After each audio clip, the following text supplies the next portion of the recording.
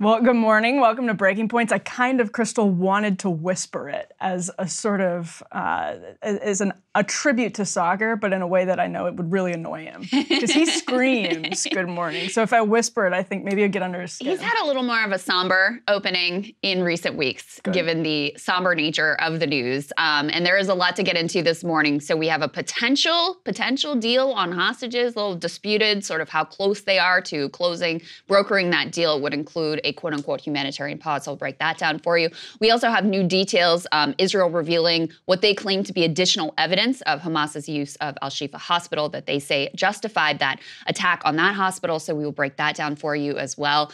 We also have a whole situation regarding Osama bin Laden and TikTok and Zoomers and a lot of questions there, a lot of freak out about what young people are doing on TikTok these days. That should be a fun conversation. We've got a lot of doings with regards to Elon Musk, anti-Semitism, the ADL, banning certain speech on Twitter as well. Sam Altman, one of the founders of OpenAI, was kicked out of that organization and now has just been snatched up by Microsoft that OpenAI had a business relationship with and also a funder relationship with.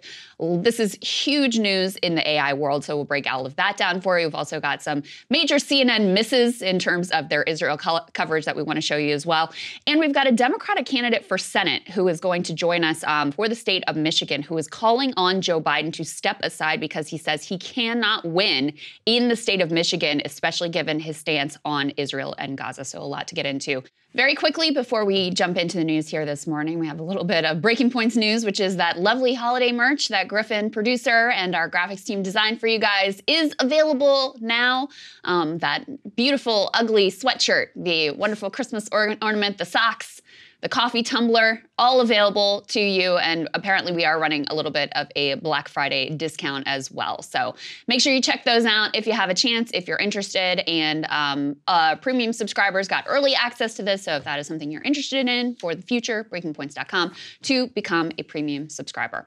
All right, with that out of the way, let's go ahead and jump into the latest on the news. So we do have reports of a potential hostage deal. In fact, originally the Washington Post reported this deal was done and dusted. And then they had to kind of walk it back and say, well, we're still working out the details. Let's put this up on the screen from the Washington Post. The headline here, U.S. close to deal with Israel and Hamas to pause conflict, free some hostages. They had to change that headline after the U.S. pushed back on the idea that this had already been completed.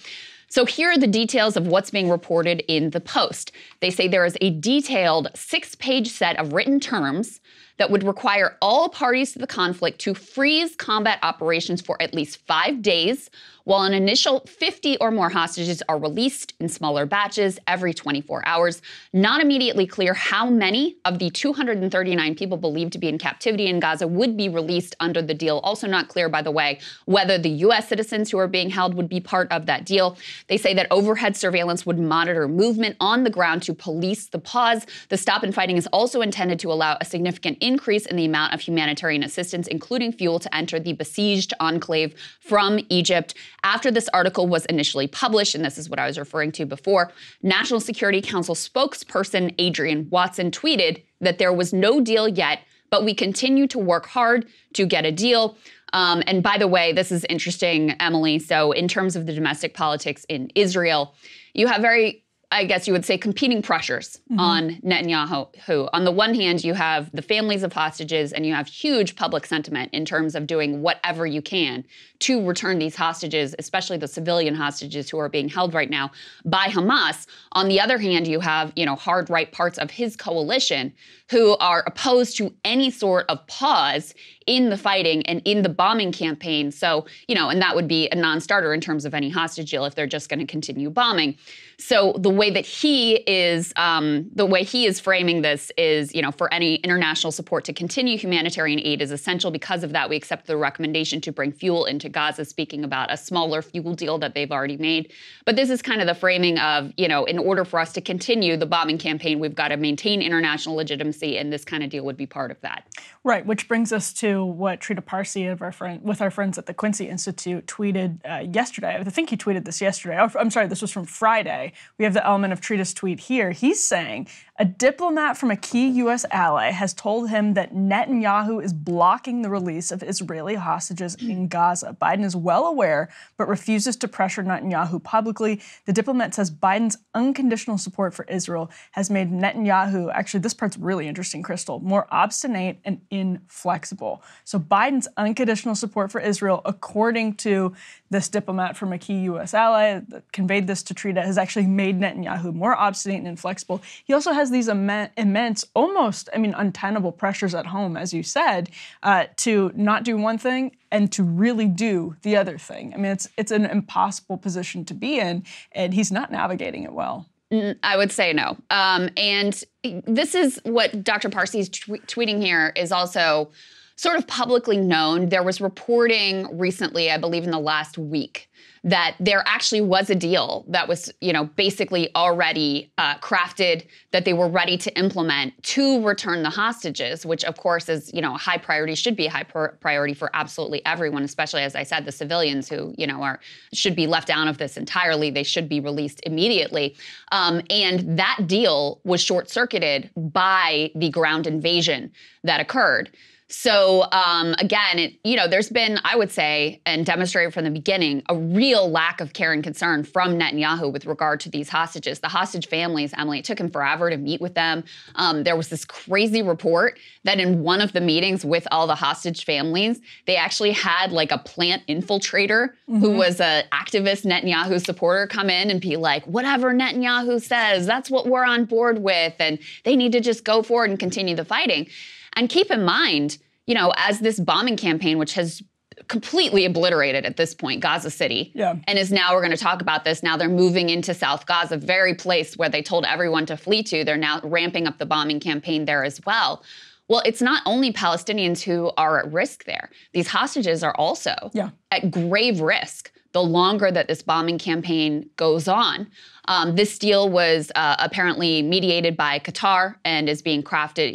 Qatar is kind of the go-between between Israel and Hamas in terms of these negotiations.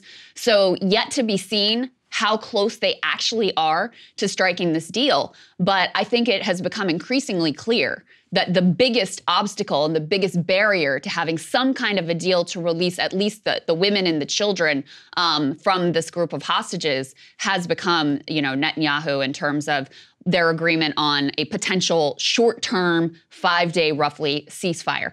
So that's where we are. We also had a Biden op-ed that he published in the last several days. And there was one noteworthy part that people picked up on. Go ahead and put this up on the screen. He is saying, as we strive for peace, Gaza and the West Bank should be reunited under a single governance structure, ultimately under a revitalized Palestinian Authority. As we all work toward a two-state solution, I've been emphatic with Israel's leaders that extremist violence against Palestinians in the West Bank must stop, and that those committing the violence must be held accountable. And this is the part people really picked up on. The U.S. is prepared to take our own steps, including issuing visa bans against extremists attacking civilians in the West Bank. And Barak Ravid, who's a reporter with Axios, his commentary on this is, he said, this matters. This is a big deal. It's the first time the U.S. is publicly considering individual sanctions against settlers. And Emily, just to lay out for people, part of why this is such a critical piece is the whole settlement movement, this illegal settlement movement under international law. The entire goal of it is to make a two-state solution impossible. And already you've had, and this has been occurring over decades, this is nothing new. It has ramped up under the Netanyahu administration, and it has further accelerated during this war on Gaza, as you have, this was already before October 7th, the most violent year that Palestinians in the West Bank had faced perhaps ever. And now that violence has only escalated. You have settlers coming in and attacking Palestinians, pushing them off their land. And oftentimes, it's not like they're just out there freelancing.